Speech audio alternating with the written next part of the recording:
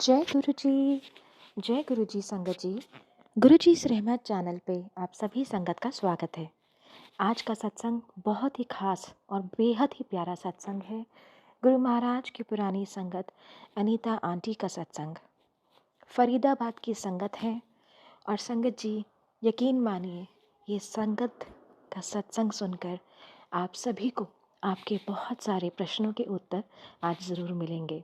पुरानी संगत के मन में बहुत बार ये घमंड और ये अहंकार भी आता है, ना चाहते हुए कि हम महाराज के दीदार कर चुके हैं। कुछ ऐसा ही भाव आंटी के मन में भी था, लेकिन कैसे महाराज ने उनका अहंकार मिटाया, आज यही सत्संग हम सभी के लिए एक सीख बनकर भी आया है। आप सबसे निवेदन करूंगी, इस सत्संग को पूरा और अंत तक ज़रूर सुनें और बाकी संगत तक के साथ भी ज़रूर साझा करें। देवादि देव महादेव महाशिव को मेरा प्रणाम। गुरु संगत को मेरा जय गुरु जी। भाग्यशाली हैं हम जिन्हें उस महादेव की स्तुति करने और सुनने का अवसर प्राप्त हुआ, जिस महादेव का गुणगान तीनों लोकों के देवी देवता करते हैं, ब्रह्मांड के हजारों सूर्य जिन्हें प्रणाम करते हैं। मेरा प्रणाम भी उन्हें स्वीकार हो। संगत जी, गुरु जी का गुणगान करना तो जैसे सूर्य को दिया दिखाने के समान है, और मुझ में इतना सामर्थ्य नहीं कि मैं गुरु जी की महिमा का गुणगान कर सकूं, उनकी महिमा का व्याख्यान कर सकूं, लेकिन फिर भी एक छोटा सा प्रयास करूंगी।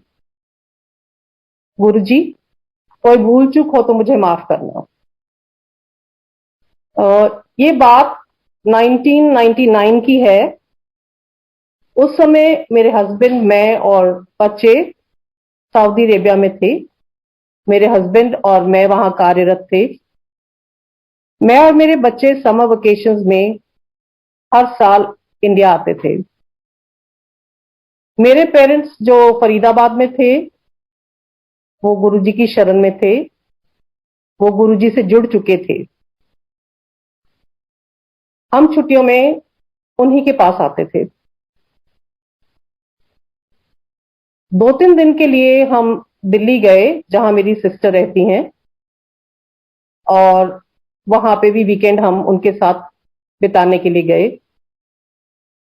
तो शाम को मेरी सिस्टर ने बोला कि दीदी, हम गुरुजी के आश्रम जाएंगे और रात को आएंगे। तो मैंने पूछा, वहां क्या क्या करना होता है?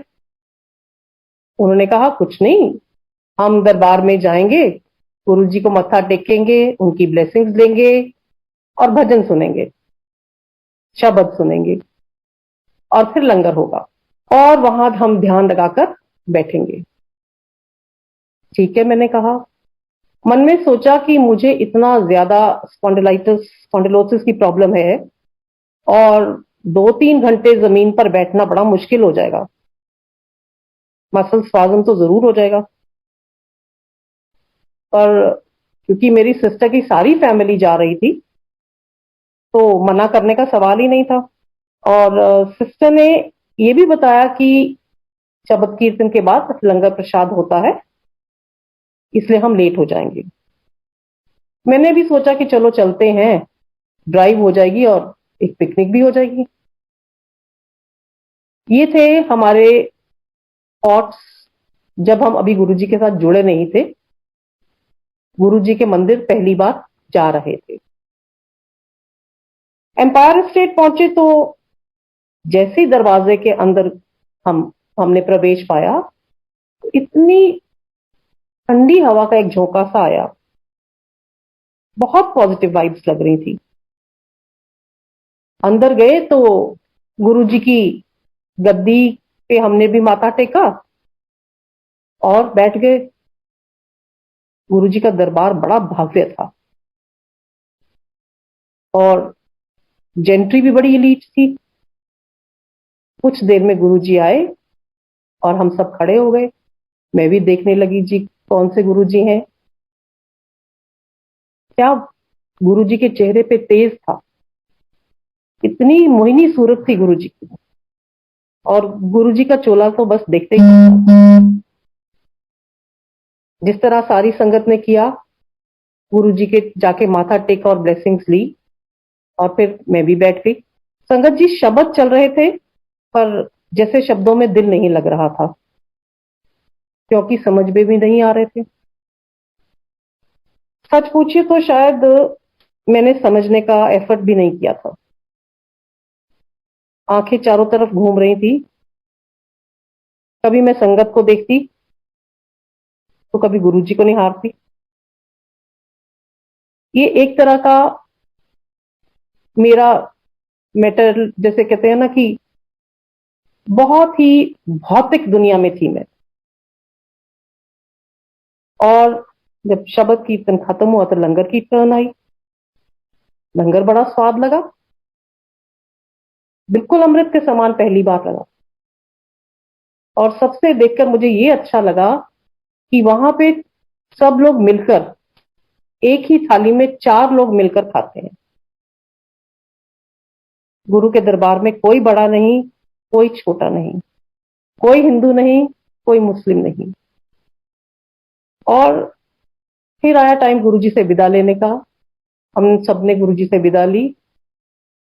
उस दिन गुरुजी से कोई भी बात हमारी नहीं हुई, मेरी कोई बात नहीं हुई। और ऐसे लगा कि overall it was a very nice picnic. लेकिन उस समय मुझे ये नहीं पता था that this divine picnic is going to continue for many life times with Guruji. आज सोचती हूं तो मन से यही शब्द निकलता है, कुर्बान जाई उस वेला सुहावी जित तुमरे द्वारे आया। शुक्राना उस घड़ी का, शुक्राना उस पल का जब हम गुरुजी की शरण में गए। बस फिर जब भी हम वेकेशन टाइम में इंडिया आते तो गुरुजी के आश्रम जाना एक रूटीन सी हो गया था। एक दिन जाना, 2 दिन जाना, या गुरुजी की आज्ञा होती तो 4 दिन जाते थे। जितने भी दिन छुट्टियों में रहे, 2 दिन, 3 दिन, 4 दिन हम जाते ही थे। संगत जी, मुझे टीनेज से ही मिग्रेन की प्रॉब्लम थी। मेरे मदर एक आंटी का सत्संग सुनाते थे कि किस तरह गुरुजी ने आंटी के सर पर पीपल के पत्ते बांधकर उनका मिग्रेन ठीक किया था। And I used to tell my mother कि आप गुरुजी से मेरे मिग्रेन की बात करो, मुझे भी अपना मिग्रेन ठीक करवाना है गुरुजी से। एंड शी यूज्ड टू से, यहां कोई बिचौला नहीं होता, तुम्हें कष्ट है तो तुम बात करो। एक बार 2 बार मैंने अपनी मदर से रिक्वेस्ट की कि मुझे बहुत दुख तकलीफ में, आपको पता मैं होती हूं, तो आप मेरी बात करो। लेकिन वो कभी भी मेरे बारे में बात गुरुजी से नहीं करते थे। अब हमारा गुरुजी से बात करना तो बहुत दूर, हम तो गुरुजी से आंखें भी नहीं मिला पाते थे। जब गुरुजी दूसरी तरफ देखते तो हम चुपचाप उनको निहार लेते थे। एक और मन में मेरे ख्याल आता था कि गुरुजी से जुड़े हमें अभी 4 दिन भी नहीं हुए, पूरी तरह हमने गुरुजी को अपना सबमिशन भी नहीं किया, सरेंडर भी नहीं किया, और मांगने लग जाओ। ये भी सुना था कि कभी कभी तो गुरुजी डांट देते थे, कहते थे मैं कोई दुकान खोल ली है, ये उसी मंगन आ जान दो। धीरे धीरे हमारी ये समझ में आया कि मंगो नहीं, मनो। और इस साल भी हमारा वेकेशन खत्म हुआ, मैं बिना बात किए गुरुजी से फिर वापस सऊदी अरेबिया लौट आई। मई 2001 की बात है। मुझे 3-4 दिन बहुत ही सीवियर मिग्रेन का अटैक हुआ। नोजिया, वोमिटिंग बंद ही नहीं हो रही थी, कोई मेडिसिन असर नहीं कर रही थी। मेरे अंकल मुझे हॉस्पिटल ले गए और फॉर्चुनेटली एक हैदराबादी डॉक्टर थे, इंडियन, उन्होंने मुझे, उनके अंडर मेरा ट्रीटमेंट था।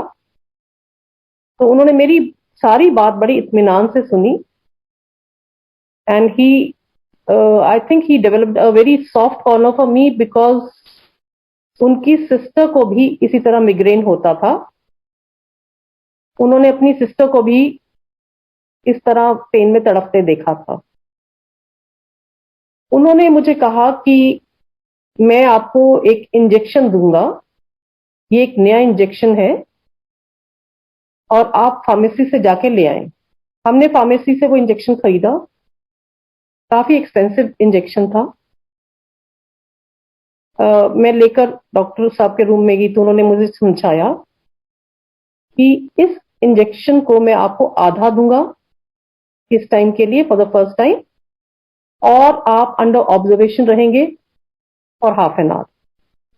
जब मैं आपको ये इंजेक्शन इंजेक्ट करूंगा तो आपको लगेगा कि आपका हार्ट कॉन्ट्रैक्ट कर रहा है, आपके सिर में कुछ कॉन्ट्रैक्शंस हो रही हैं, लेकिन आप घबराना नहीं, ये इंजेक्शन बिल्कुल सेफ है।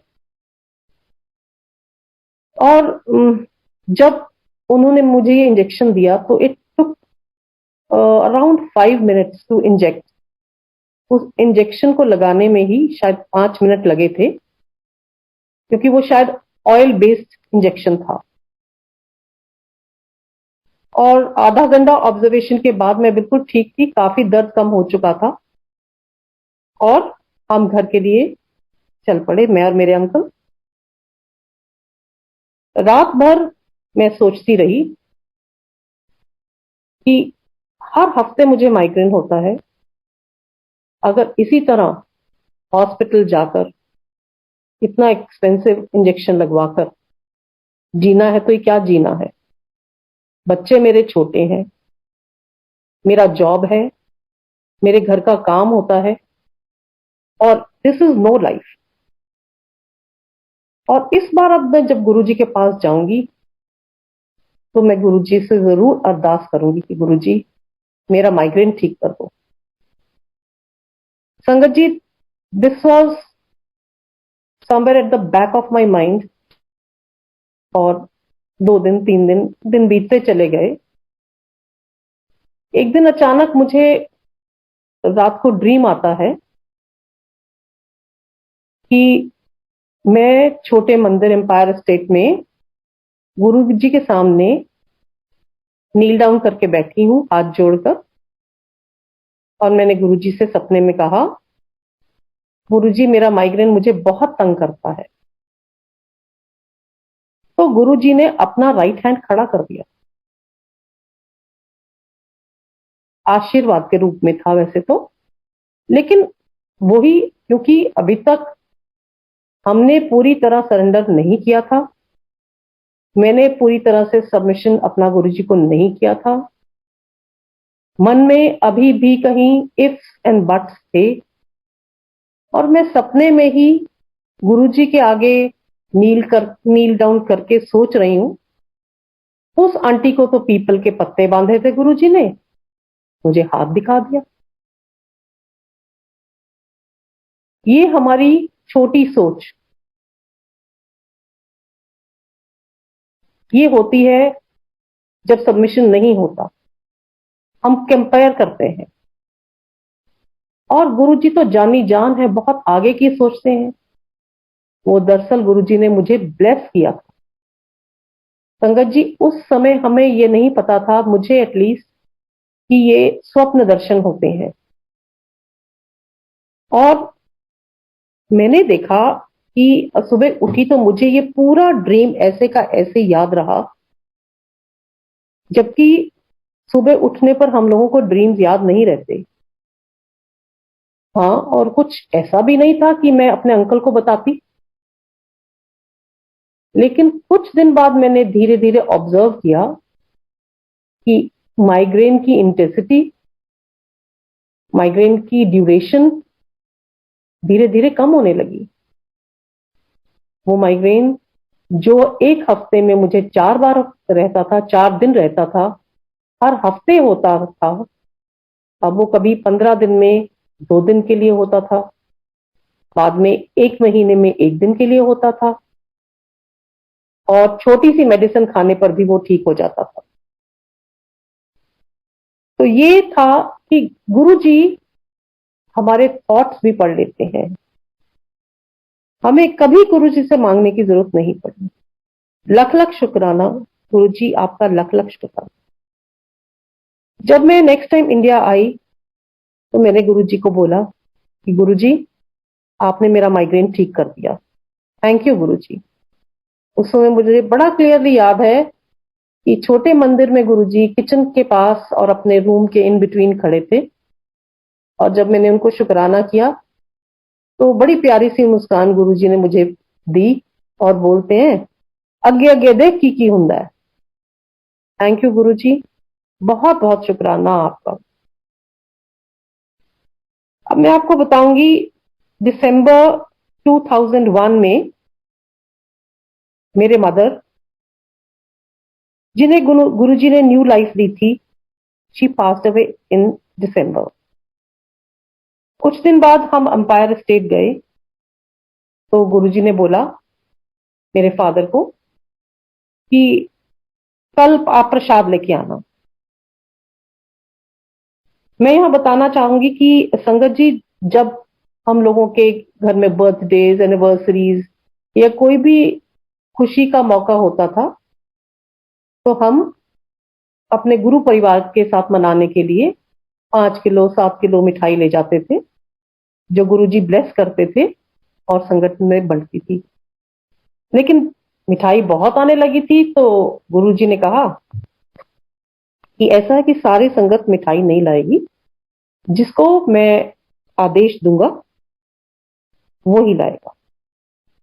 और उस दिन गुरुजी ने हमें प्रसाद लाने को कहा।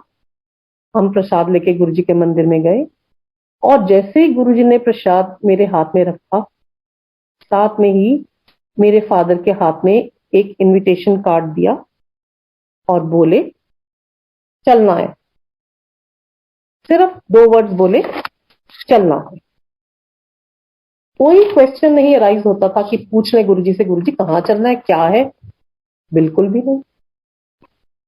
और इशारा मेरी तरफ भी था कि मुझे भी चलना। ये जो कार्ड था, इनविटेशन कार्ड, ये 25 दिसंबर का था 2001। सोनीपत के किसी स्कूल का कार्ड था, जिसमें गुरुजी चीफ गेस्ट थे, और गुरुजी ने चलने को कहा। तो हमें भी बड़ा अच्छा लगा कि गुरुजी ने हमें अपने साथ इनवाइट किया है वहां जाने का। खुश थे कि हाँ गुरुजी के साथ चलेंगे।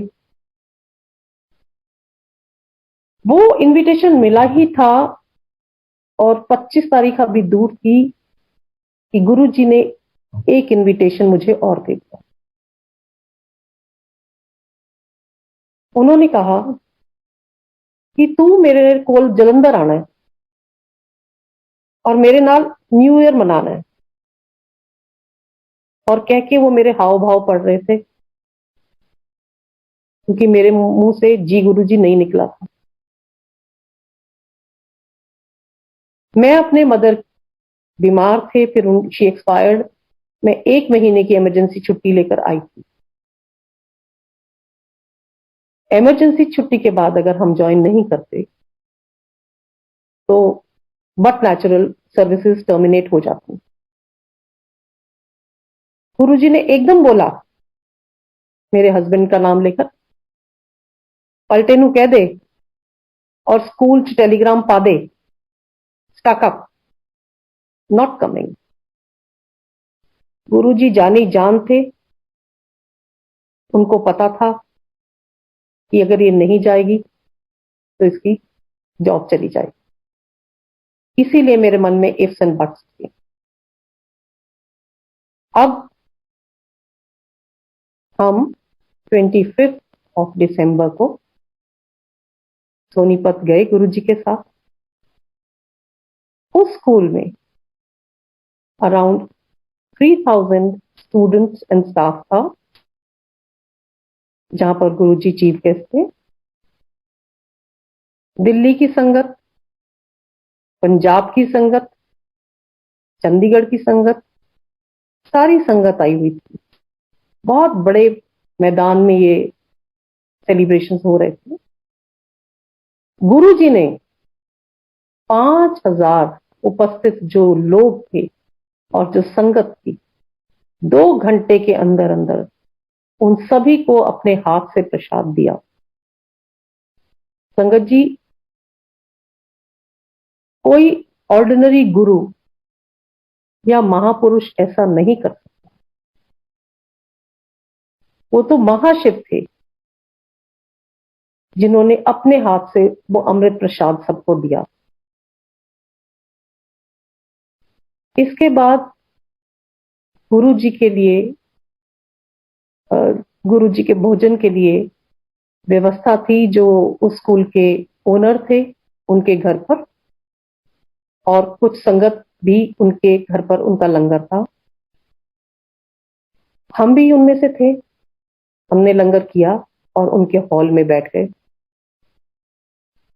जब हॉल में बैठे तो गुरुजी ने फिर मुझे आवाज लगाई। मैं खड़ी हो गई। गुरुजी ने बोला, फिर 10 आ रही है ना मेरे को जलंधर। मेरे मुंह से बस इतना ही निकला, गुरुजी मैं कुछ नहीं जानती, तुसी सब जानते हो, ਇਹਦਾ जवाब तो ਤੁਹਾਡੇ ਕੋਲ है। और फिर गुरुजी थोड़ा मुस्कुराए। उन्होंने मेरे सिस्टर के फादर इन लॉ, जो उनके चरणों के पास बिल्कुल बैठे हुए थे, उनको बोला कि मैं तेरी ड्यूटी लगा रहा, अनीता नु तू लेके आना जलंधर मेरे को। अब तो कुछ कहने का मौका ही नहीं था गुरुजी। गुरुजी सब जानते हैं। हम गुरुजी के पास जलंधर गए, न्यू ईयर मनाई और अगले दिन हम वापस आए। उसके बाद अगले हफ्ते में वापस रियाद गई, सऊदी अरेबिया गई। और जाने से पहले जब मैं गुरुजी से मिलने गई, गुरुजी कहते तू पास हो गई है, तेरा एडमिशन हो गया। जय गुरु जी, अपनी शरण में हमें लेने का शुक्रिया, बहुत बहुत शुक्रिया गुरु जी। एंड संगत जी आप देखो, तब उन्होंने मुझे ये भी कहा 2001 में ही, जाने से पहले, तू वापस आ जा इंडिया, तू इत्थे स्कूल खोल नहीं, जमीन तेनू मैं दिलवावांगा। जब मैं सऊदी अरेबिया पहुंची, to my utter surprise, late पहुंचने के बावजूद भी मेरी जॉब नहीं गई कहीं।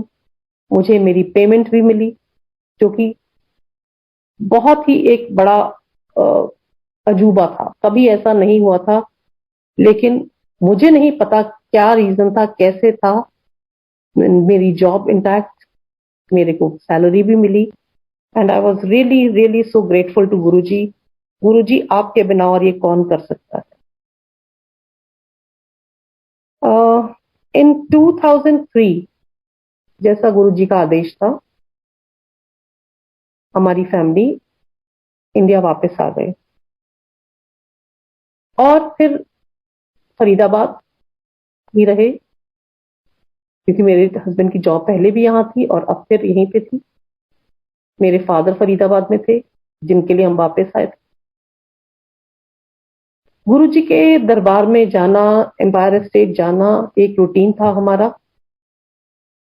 जब भी मौका लगता, 2 दिन, 1 दिन, मैं गुरु जी के जरूर जाती। फरीदाबाद से छोटे मंदिर जाना, सत्संग करना गुरु जी के साथ, गुरु जी की बातें सुनना और फिर वापस आना, तकरीबन 5 घंटे लगते थे हमें तब। और कभी हमें नहीं लगा, मुझे नहीं लगा कि मैं कभी थकी हुई होती। अगले दिन फिर वर्क पे जाना। गुरु जी की इतनी ब्लेसिंग्स थी, इतनी मेहर थी कि हमें लगता ही नहीं था कि वी आर टायर्ड। आने के बाद जब भी मैं आती, हमारे कपड़ों से इतनी महक आती गुरु जी की फ्रेग्रेंस, जो रोजेज वाली फ्रेग्रेंस है, जबकि हम गुरु जी को टच भी नहीं करते थे, गुरु जी के इतने कभी पास भी नहीं जाते थे, लेकिन फिर भी हमारे अपने कपड़ों से वो गुरु जी की खुशबू आती थी। मैं वो आके अपना दुपट्टा अपने छोटे बेटे को कहती थी, देखो कितनी अच्छी फ्रेग्रेंस आ रही। मेरे छोटे बेटे को वो फ्रेग्रेंस आती थी, बट मेरे अंकल को वो फ्रेग्रेंस नहीं आती थी। जबकि गुरुजी ने मेरे अंकल को मेरे से पहले ब्लेस किया था, फिर भी उनको कई बार शुरू शुरू के दिनों में फ्रेग्रेंस गुरुजी की नहीं आती थी। एक बार गुरुजी ने 13 अप्रैल बैसाखी के लिए मेरे फादर को और मल्ली आंटी को कहा कि फरीदाबाद से बस भर के संगत लानी है। जी गुरुजी। अब एक हफ्ता पहले से ही हम सब ने गुरुजी के बारे में बताना शुरू किया लोगों को। गुरुजी ऐसे हम वहां जाएंगे, हम 13 अप्रैल गुरुजी के साथ मनाएंगे, बताया सब कुछ। काफी लोग, उन लोगों ने हाँ करी, बट अल्टीमेटली जब वो दिन आया 13 का, तो कभी किसी का फोन आ गया, नहीं हम नहीं जा सकते, किसी ने बोला नहीं खाना बनाना है, बहुत लेट हो जाएंगे, अगले दिन काम है। इस तरह करते करते हमें बड़ी डिसअपॉइंटमेंट हुई कि गुरु जी के आदेश का हम पालन नहीं कर पा रहे। हमें इस बात का भी दुख था। एनीवेज, जब गुरु जी ने कहा है कि बस भर के लाना है तो लाना है। एक 19 सीटर बस थी, वो भी नहीं भर पा रही थी। हम सब लोगों ने अपनी अपनी गाड़ियां छोड़ी और बस भर के गुरु जी की जैसे इच्छा थी, हम सब गुरु जी के दरबार में गए। हम गुरु जी को कहते थे, गुरु जी आप फरीदाबाद आओ कभी, गुरु जी प्लीज फरीदाबाद आओ। गुरु जी कहते थे हाँ आवांगा, हाँ आवांगा। गुरु जी तब तो नहीं आए, लेकिन अब फरीदाबाद में हर घर में गुरु जी है। इतनी खुशी मिलती है कि जब हम फरीदाबाद से गुरु जी के साक्षात दर्शन करने जाते थे, तो 3 या 4 फैमिलीज होती थी फरीदाबाद से, लेकिन अब हर घर से, फरीदाबाद के हर घर से 3-3 गाड़ियां भर के गुरु जी के मंदिर में जाती हैं। शुक्राना गुरु जी, शुक्राना, इतनी मेहर फरीदाबाद पर बरसाने के लिए। अब जैसे कि मैंने आपको बताया कि 2002-2001 में जब हम छोटे मंदिर जाते थे, वहां बैठे बैठे शब्द चल रहे हैं, गुरु जी का औरा है, गुरु जी की अमृत वर्षा हो रही है, सब इतना डिवाइन माहौल होता था, चारों तरफ खुशी ही खुशी होती थी, इतनी पॉजिटिव वाइब्स। लेकिन न जाने क्यों आंखों से अश्रुधारा बहने का, रुकने का तो नाम ही नहीं लेती थी। मुझे कई बार अपने आप पे लगता था कि मुझे क्या दुख है। कोई दुख नहीं, कोई तकलीफ नहीं, फिर ये लगातार आंसू क्यों बह रहे हैं। कई बार लगता था कि जो संगत देख रही होगी मुझे, वो क्या सोचेगी। लेकिन धीरे धीरे बाद में समझ आने लगा कि ये हमारी सोल क्लिंजिंग थी, जो गुरुजी शब्दों के रास्ते हमारे मन की मलिनता दूर कर रहे थे, हमें इस मटेरियलिस्टिक वर्ल्ड से दूर कर रहे थे। गुरुजी के आश्रम जाना, सत्संग सुनना, शब्द सुनना, ये एक ऐसी प्रैक्टिस है, ये एक ऐसा अभ्यास है जो हमें एक सही रास्ता दिखाता है। It is like a light house. हमें अभी भी इतना अहम कई बार भरा होता है जो अहम होता है वो सिर्फ पैसे का नहीं होता, ये अहम सिर्फ किसी ओहदे का नहीं होता। इस अहम को क्लेंस करने के लिए हमें भी बहुत रिवीजन की जरूरत पड़ती है। And this soul cleansing has been a continuous process in my journey with Guruji, now and then. Now means अब, present time. Then जब से गुरुजी की शरण में आए हैं। एक बार ये मैं क्यों कह रही हूं कि हमें मंदिर जाना, शब्दों को सुनना, अपने मन में जो मलिनता इकट्ठी होती जाती है उसको दूर करना, अहम को दूर करना कि हम पुरानी संगत हैं, ये भी एक अहम है। ये भी एक अहम कभी कभी हमारे में आ जाता है कि हम पुरानी संगत हैं। इसको क्लिंस करना, कौन क्लिंस करता है?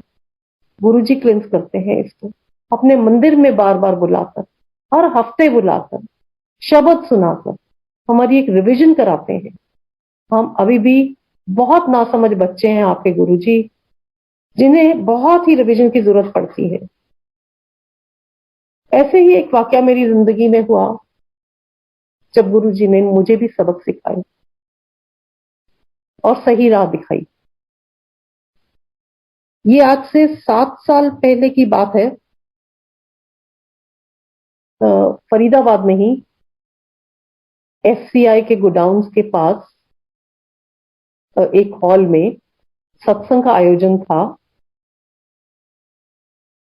तकरीबन 700-800 संगत थी। उस दिन मेरी फूलों की सेवा थी और कुछ थोड़ा माइग्रेन भी था।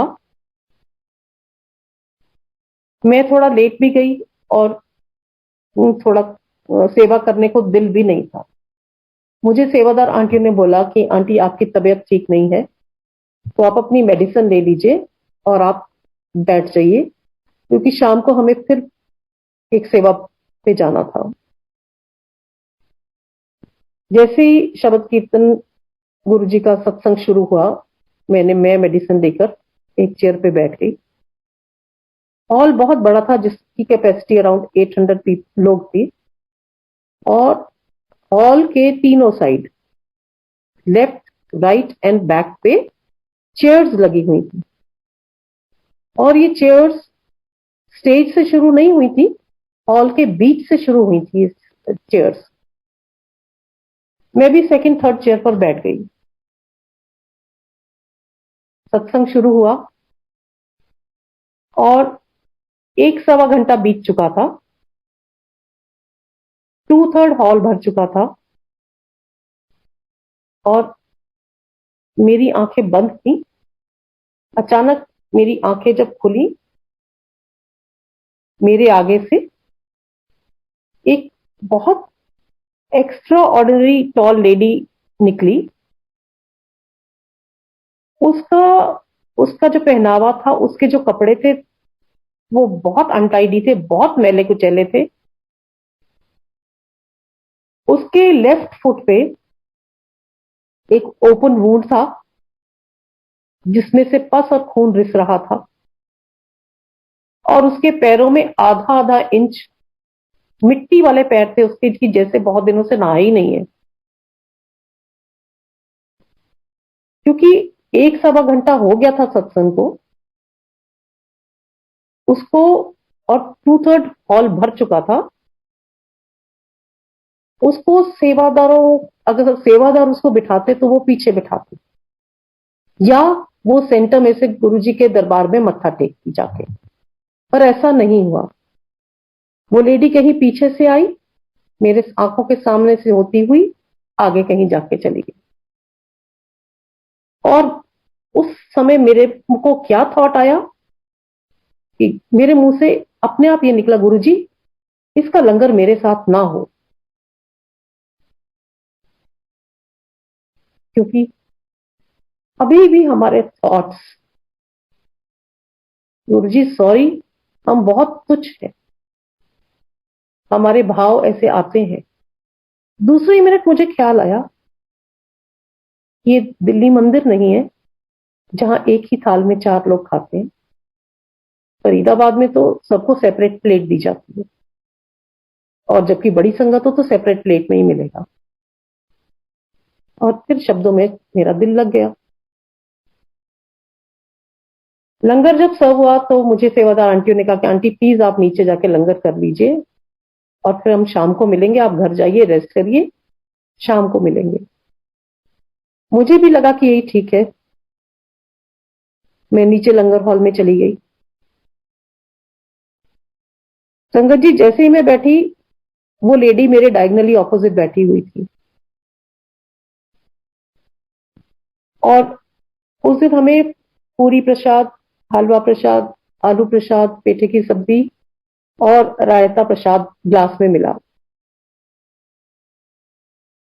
और उस लेडी ने बहुत जल्दी जल्दी खाया। ऐसा नहीं था कि उसने सेवादार से और मांगा, नहीं, वो उठी, अपना प्लेट ग्लास सेवादार को पकड़ाया और चली गई।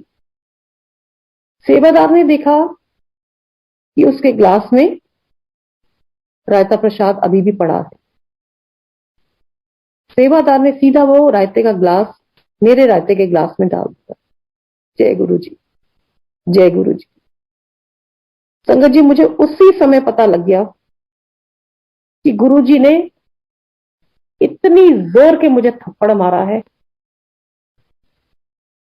जो ये अहम का भाव हम में आता है कि हम पुरानी संगत है, हम बहुत तुच्छ,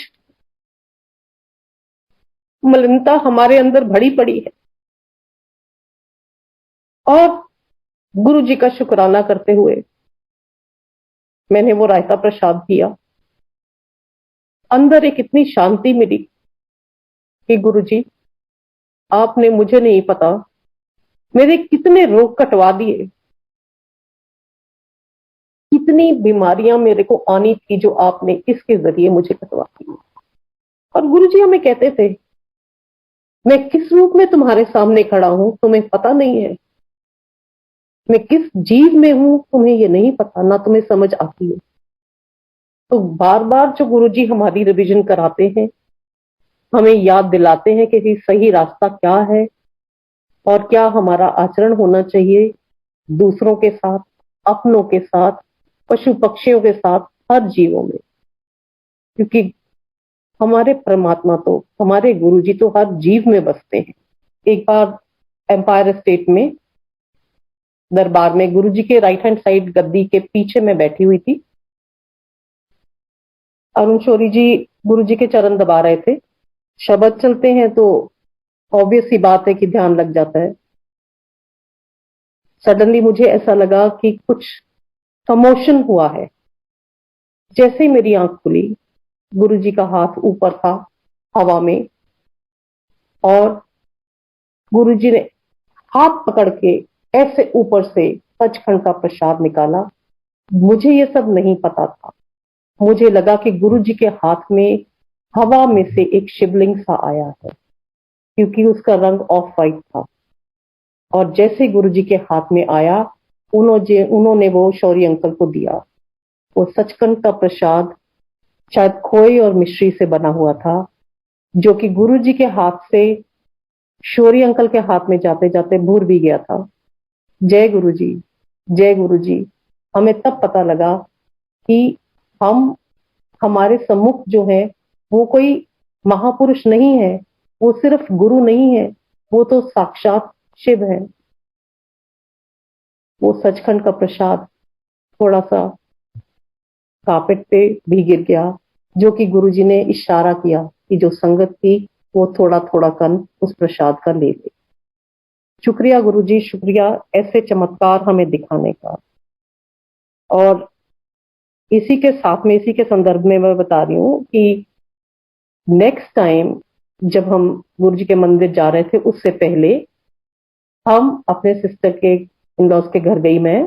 तो ऐसी बातों बातों में मैंने सिस्टर के फादर इन लॉ को ये इंसिडेंट सुनाया कि किस तरह गुरुजी ने सचखंड का प्रसाद हमारे सामने निकाला, ये कोई चमत्कार से कम नहीं था।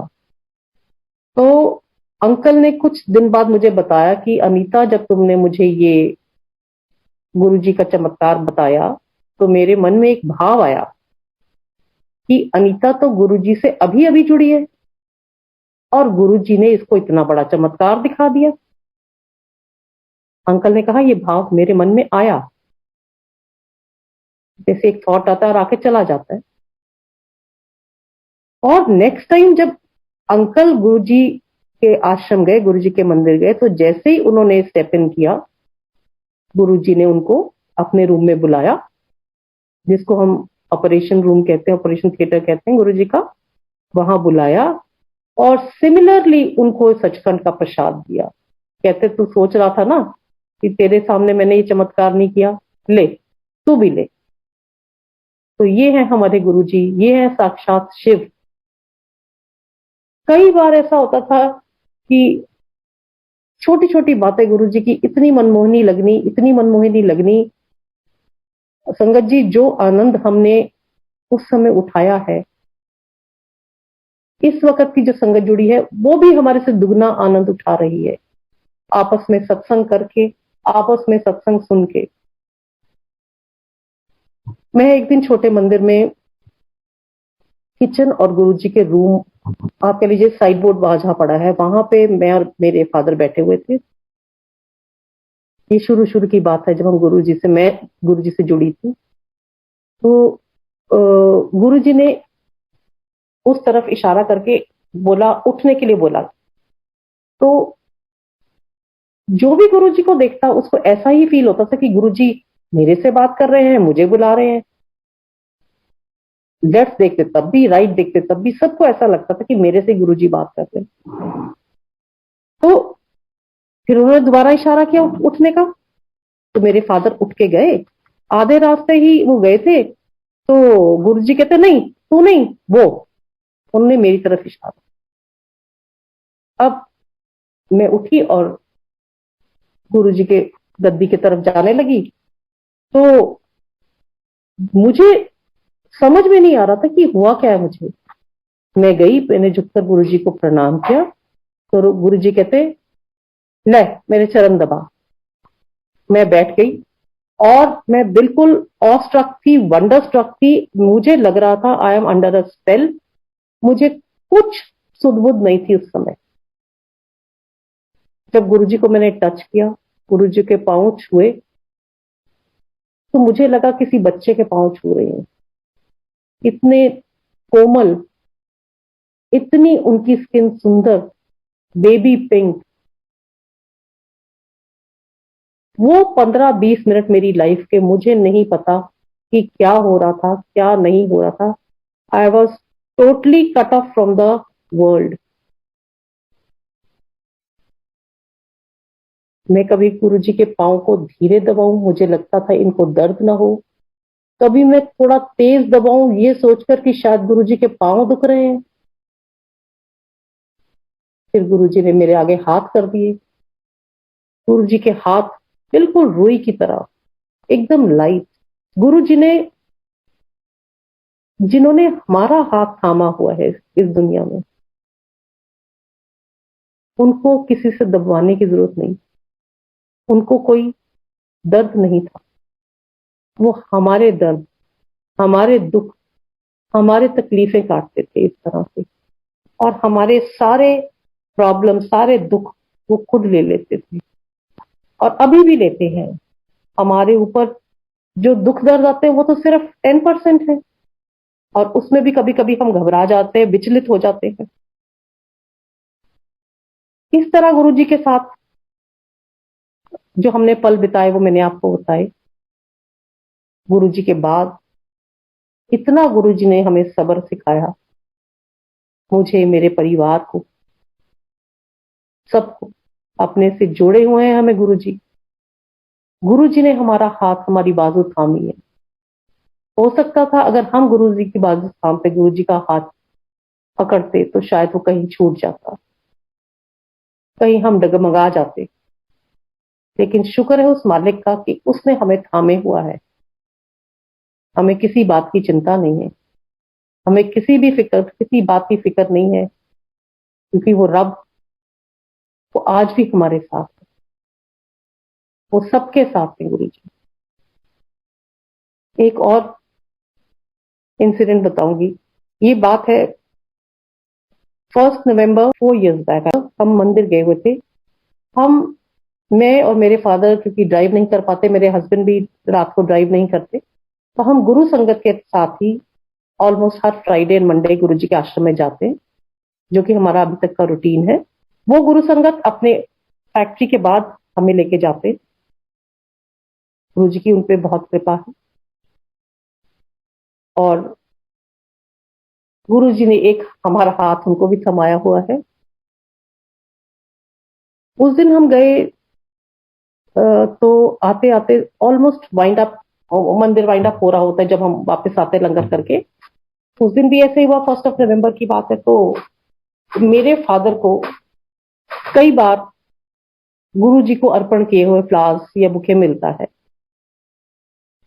इस दिन भी क्योंकि 11:45 का टाइम था, तो जैसे ही मत्था टेका बाहर, मंदिर के बाहर द्वार पर, गेट पर, मेन गेट पर, तो सेवादार जी ने मेरे फादर को एक बुके दिया, और वो बुके उन्होंने मुझे हाथ में पकड़ा दिया। वो बुके काफी हैवी था, और शायद वो ड्रिफ्ट वुड पे बना हुआ था। जैसे वो बुके मैंने हाथ में लिया, मेरे लेफ्ट एंड राइट दोनों हाथों, बुके बहुत बड़ा था, इसे दोनों हाथों से थमा, तो मेरे दोनों लेफ्ट एंड राइट हैंड्स पे थोड़ा सा कील होंगे उसमें, तो वो चुभ गए। हल्का सा, हल्का सा शायद खून ही आया, बट मैंने इतना गौर नहीं किया। अब कार में गोद में लेकर मैं उस बुके लेकर आई, जो कि एक ब्लेसिंग के रूप में मेरे फादर को मिला था। घर हम पहुंचे 11:30 पौने 12 का करीब टाइम होगा, रात को, नवंबर, थोड़ी थोड़ी ठंड हो ही गई थी। मैंने उस बुके को डाइनिंग टेबल पे रखा और अपने फादर को बोला कि डैडी प्लीज मेरी आप इसके साथ एक फोटो खींच दो। 87 years ओल्ड मैन, रात के पौने 12 बजे मैं उनको कह रही हूँ मेरी फोटो खींच दो इस बुके के साथ। और उन्होंने भी बड़े प्यार से इसको एक्सेप्ट कर लिया कि चल मैं खींच देता हूँ। He click my photograph with that bouquet. फिर मैंने थोड़ा सा और लालच किया। मैंने कहा डैडी अब मैं आपकी फोटो खींचूंगी इस बुके के साथ। सी हिज पेशेंस, जो गुरु जी की ही दी हुई थी, उन्होंने भी वो उस बुके के साथ फोटो खिंचवाई। फिर हम अपना कपड़े चेंज करने चले गए, वो अपने बेडरूम में, मैं अपने बेडरूम में। फिर भी मेरा मन नहीं भरा। मैं दोबारा आई डाइनिंग टेबल पे, मैंने उस बुके को निहारा। उस पर 3 बुके थे, अलग अलग डायरेक्शन में उसके 3 बुके लगे हुए थे। और देखते देखते मुझे लगा कि इसमें कुछ हैंग कर रहा है। मैंने देखा तो एक कार्ड था, फर्न्स एंड पेटल्स का, और उस पे कुछ लिखा था। संगत जी, आपने भी देखा होगा, और आप लोगों, बहुत से लोगों को गुरु जी के अर्पण किए हुए बुकेज मिलने भी होंगे। कभी भी हमने बुके पर कभी किसी का नाम, कोई टैग, कुछ भी कभी नहीं देखा। आज पहली बार थी जो मुझे वो कार्ड दिखाई दिया। उत्सुकतावश मैंने भी वो कार्ड उठाया और पढ़ना शुरू कर दिया। उस कार्ड पे रेड पेन से लिखा था, जिसका मैं आपको जिस्ट बता देती हूँ, समराइज करके बता देती हूँ कि Guru ji we love you, we thank you, हम आपका बहुत बहुत शुक्रिया करते हैं, बहुत आभारी हैं, सारी जिंदगी आभारी रहेंगे।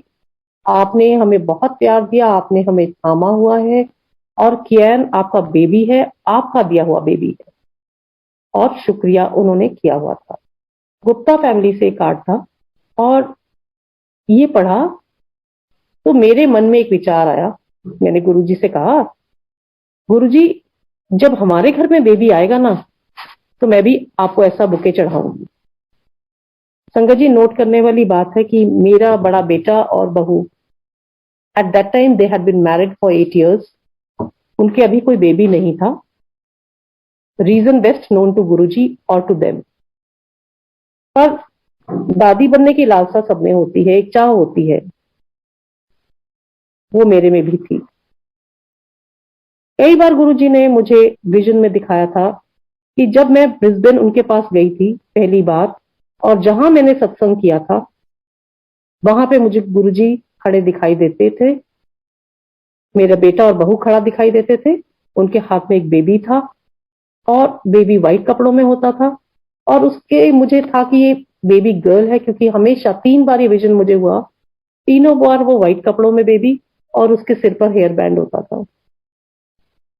अब जब ये मुझे कार्ड दिखा तो मेरे मुंह से अनायास निकला कि गुरुजी, हमारे घर में जब बेबी आएगा मैं भी आपको ऐसे बुके चढ़ाऊंगा। देखो, फिर वही कंडीशंस, गुरुजी के साथ कंडीशंस। इसलिए है क्योंकि हम सांसारिक प्राणी हैं, और इसलिए भी है कि गुरुजी आप मेरे पिता हो, मांगेंगे तो हम आपसे ही। आप कहते हो मत मांगो, लेकिन बच्चा तो अपने माँ बाप से ही तो मांगता है।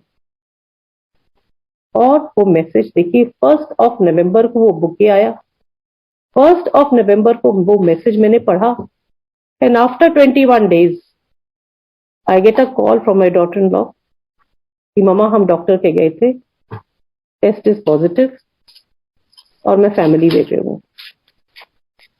Thank you Guruji, thank you so much Guruji. ये आपके सिवा जानी जान और कौन हो सकता है। संगत जी, गुरुजी ने हमेशा ये कहा, मंगो नहीं मन्नो। मैं मानती हूं। और गुरुजी ने ये भी कहा कि टाइम मेरा, मुझ पर छोड़ दो सब कुछ, टाइम मेरा। टाइम आप नहीं फिक्स करोगे, टाइम गुरुजी फिक्स करेंगे। गुरुजी ने आज तक अपनी संगत को कभी निराश नहीं किया। गुरुजी ने कभी हमसे कुछ नहीं मांगा, सिर्फ एक सच्चे दिल से गुरुजी को अपना सरेंडर कर दीजिए, अपने आप को सबमिट कर दीजिए गुरुजी के चरणों में। गुरुजी से बातें कीजिए, गुरुजी को अरदास कीजिए, और गुरुजी का पल पल शुक्राना कीजिए। गुरुजी ने आपको मंदिर के साथ जोड़ा है, गुरुजी ने आपको संगत के साथ जोड़ा है, और आपका हमेशा कल्याण ही कल्याण होगा। इसके साथ एक बार फिर गुरुजी से अपने शब्दों के लिए मैं माफी मांगती हूँ। आपकी स्तुति, आपकी उस्तत करना मेरे बस में नहीं है मेरे गुरु महाराज। सबका कल्याण करो, सबका कल्याण करो। ओम नमो शिवाय। शिवजी सदा सहाय। ओम नमो शिवाय। गुरुजी सदा सहाय। Thank you. शुक्राना गुरु महाराज का, बहुत बहुत शुक्राना। Thank you so much aunty, इतना प्यारा भावपूर्ण सत्संग सुनाने के लिए। आई एम श्योर महाराज की असीम कृपा आपके और आपके पूरे परिवार पर है। उम्मीद करूँगी कि सभी संगत पर महाराज की कृपा दृष्टि यूं ही बनी रहे, और उम्मीद करूँगी कि आपके सत्संग के द्वारा बहुत सी संगतों को आज उनकी परेशानियों का हल ज़रूर मिला होगा। इसी के साथ जय गुरु जी, शुक्राना गुरु महाराज।